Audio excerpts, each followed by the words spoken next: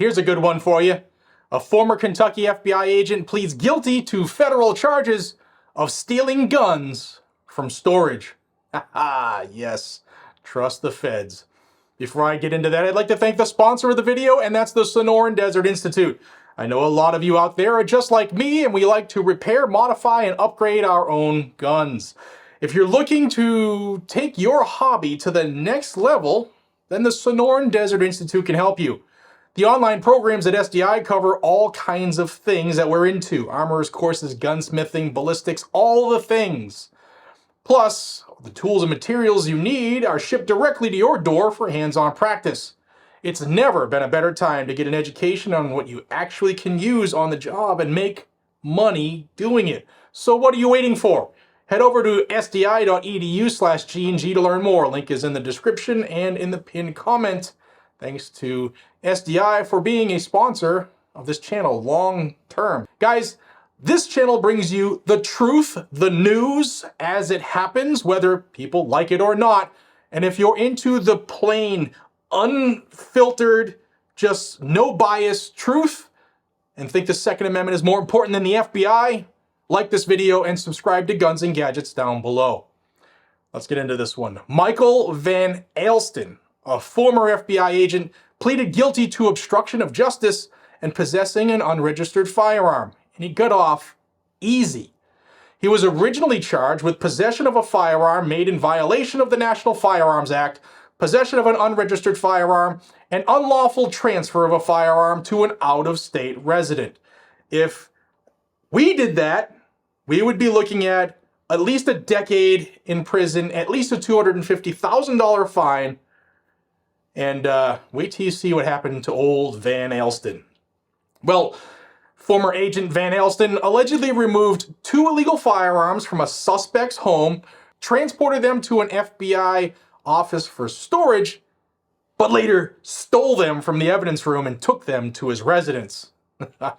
Yeah. Well, according to court documents, Van Alsten also gave an AR-15 to a man identified in court documents only as MH. And that's probably because he flipped. And then he told MH that he, quote, should not let anyone else know the source of that firearm. Again, if you and I did this, we'd be breaking rocks at a federal penitentiary. He allegedly destroyed a Draco pistol as well, and he threw it away. I'm coining this the Hunter Biden defense. I don't know, we'll see if it sticks. Disgraced former agent Van Alsten also illegally possessed a 20-gauge Winchester shotgun with a sawed-off barrel, which was not registered with the National Firearms Registration and Transfer Record, according to his own plea deal. Now, yes, I think all of those laws that he allegedly violated, well, he pled, they're all a violation of our constitutional right to keep and bear arms. However, if they're going to make us jump through those hoops, they got to do it too. And this guy deserves what he gets, especially since he was federal law enforcement, and law enforcement, they're held to a higher standard. They're supposed to know better. Here's how this went down. Van Alsten was working as a special agent for the FBI in Kentucky on July 5th of 2017 when he seized the pistol and rifle from a suspect's Lexington, Kentucky home during an investigation. Now, according to the court documents, both the guns and illegal substances were placed into Van Alsten's government vehicle and transported to FBI's Lexington resident office evidence room. Well, Van Alsten admitted to the government that between January and April of 2018, he knew that a formal office inspection was imminent because of an upcoming office relocation. He knew the guns were still in the evidence room without proper documentation, which would be cause for concern for the office inspectors. Well, he jumped into action, and Van Alsten said that's why he removed the firearms from the office, took them home, and put them in a safe. Now, by signing his plea agreement, he admitted that he knowingly, corruptly, and illegally retained the guns. That's what he admitted to. Again, if you or I did this, over a decade in prison for each gun, because it's an NFA item, over $250,000 fine for each gun, and whatever else they wanted to do to us. And for all of this, former FBI agent Van Elston faces a maximum of 1 year and 1 day in prison, fines up to $360,000, and 6 years supervised release. Now he's told the court that he would like to move to Texas. They okayed that, and his sentencing is scheduled for March 28th. He's facing a friggin' year. Justice has been served. What a friggin' joke. Oh, a FBI spokesperson, Katie Anderson, confirmed on yesterday, that Van Elston no longer works for the FBI.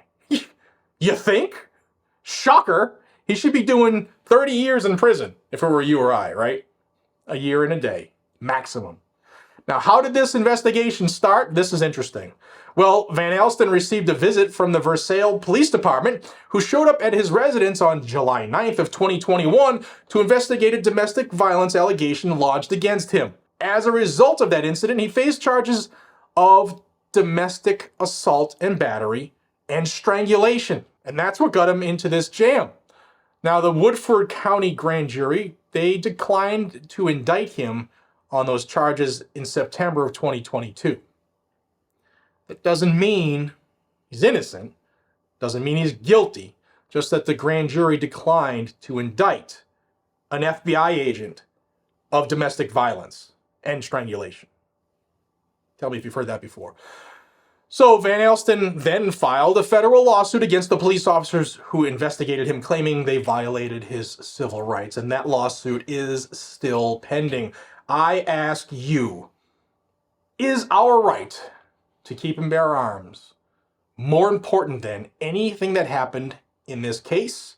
Anything that is printed on laws, on paper, that are laws that directly violate our Constitution? If you agree with me that the Second Amendment is paramount, I mean, it actually says shall not be infringed, then subscribe to this channel down below. I would love to have you join this growing freedom family. I've just received many messages from my first video today that people have been realizing that they have been unsubscribed from the channel, even though that my videos still appear in their feed. So double check your subscription. Please resubscribe to the channel, and thank you for your time. I appreciate you all. I have been nominated. Thank you to those who have nominated me for 2 Gundies this year, Top Voices of the 2A and Influencer of the Year. Top Voices of the 2A sounds like my jam. I don't know if I'm a top influencer of anything, but if you would like to vote, then a link is down below. Thegundies.com is where you can do that. When you vote, each time you vote, you're entered into win the prizes of each category from the sponsor. Thank you so much for your time. I appreciate each and every one of you. Be safe, stay vigilant, and carry a gun to keep you, your friends, your family, your community safe. I will see you all on the next one. Take care.